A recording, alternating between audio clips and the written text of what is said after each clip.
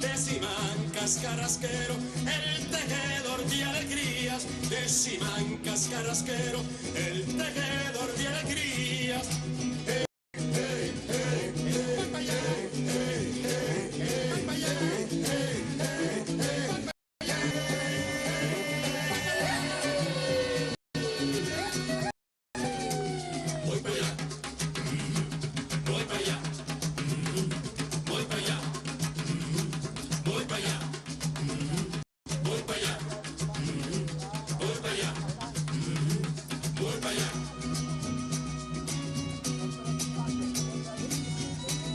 Yo no me quedo en la casa, pues al combate me voy. Voy a defender la puerta en el valle de Monroy. Yo no me quedo en la casa, pues al combate me voy. Voy a defender la puerta en el valle de Monroy. Voy, voy, voy, voy, voy, voy, voy,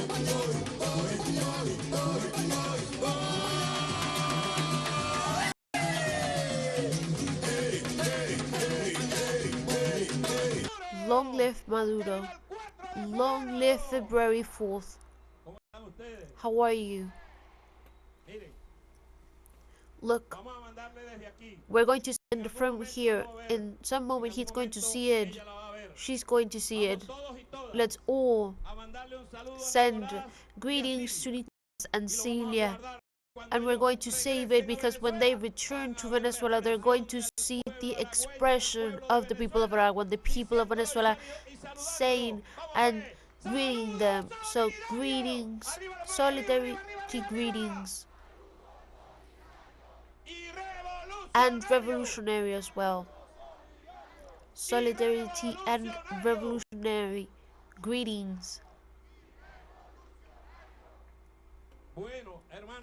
Well, brothers and sisters, now companions of the Bolivarian and revolutionary movement present here, governor, mayor, but especially to these people that today in this beautiful march, a march filled with strength of love, of hope, of decision, free, sovereign, especially a march filled with the dignity of a people who today went to walk today in this place that brings so many memories of life, in this Maracay where Commander Hugo Chavez was, in the state of Aragua where it was done the Revolutionary 200 movement, in the state of Aragua where the unities were, that the military units that went to Caracas, but especially in this state of Aragua that has maintained undefeated in all the circumstances and all the moments.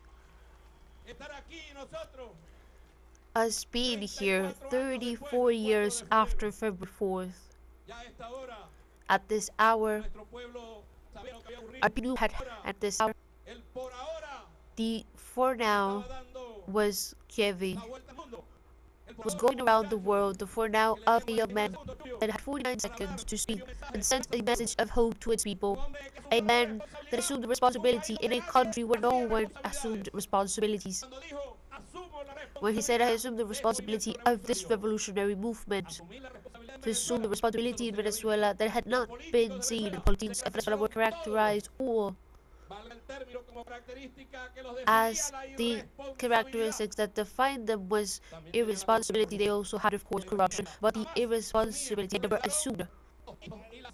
The sons of daughters of the oligarchy here in our country inherited that. That is why we today, 34 years after this, people goes out to the streets to remember the biggest, Commander Hugo Chavez, and to remember the effort of that February 4th of the year 92.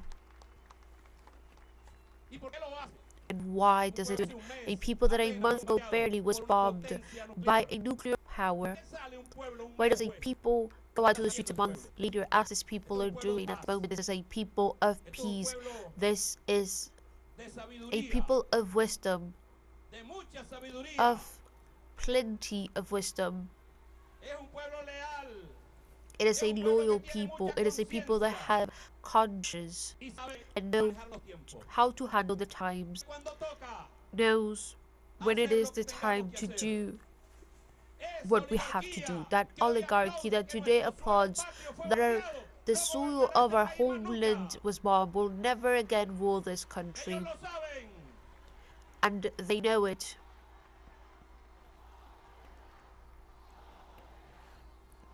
They will not return.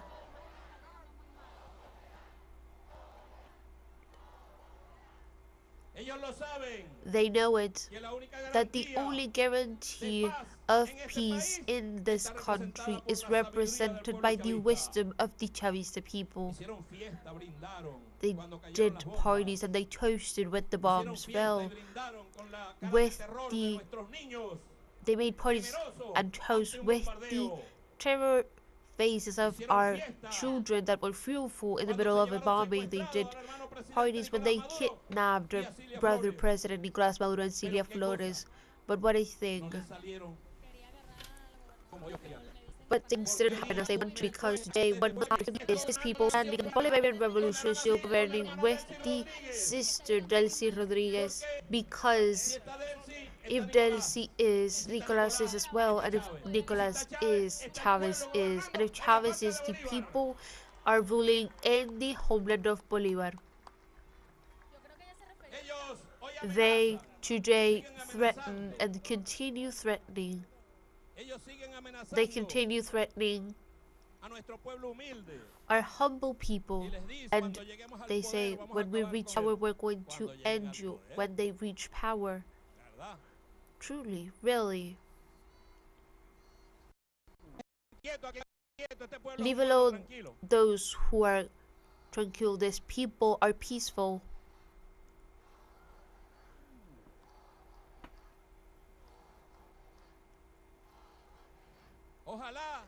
I wish the world transmits this in this avenue. I wish they can know what is happening today here in this state, for them to know what is happening in Venezuela, for them to know by the firm decision of a people living in peace and tranquility, but being free and sovereign. We do not ask for anything from anyone, but we demand respect. And I am certain that sooner than later, in this avenue, Brother Nicolas Maduro and the sister CFOs will be here, once again together with the people, because that is the main task that we have now. I saw here a small sign that said, there's two, they're still missing. Yes, Nicolas and Celia missing, but also we're also missing the over 100 companions that were murdered by the bombs, and also those Venezuelan men and women that died of a heart attack. We're missing many, but we have proven that we were able to rise up after the physical departure of Commander Hugo Chavez. They said that here, when Commander Chavez passed, in a month, the revolution will end in a month. Remember that person that is dressed as a Democrat that lost the elections and called to an action that caused the death of 11 people, among their 2 children. They have a very bad memory. We're here to remind them of those things, to remind them that we know them, and that the wolf might lose its hair, but it doesn't lose its ways.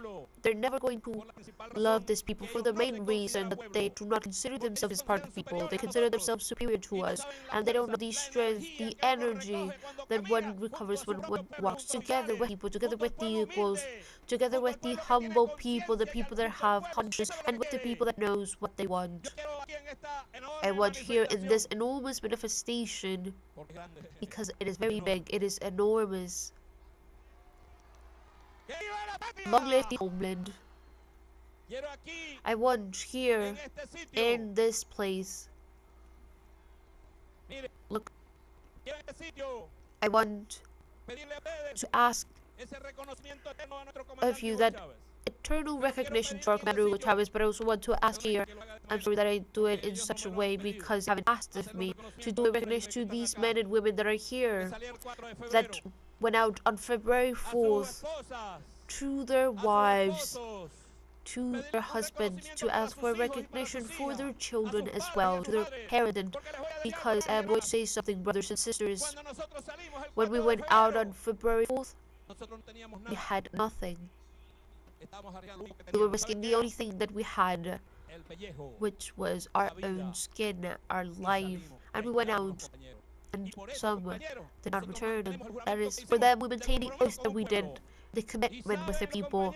And do you know what that oath says? To the liberation of our people of the chains that by the will of imperialism they want to impose on us. That oath is still alive, and today we have, yes, 34 more years. 34 more years, but ask us if we feel tired or we're giving up. No one here is tired and no one will surrender. Here are the soldiers of the brave force telling Venezuela present.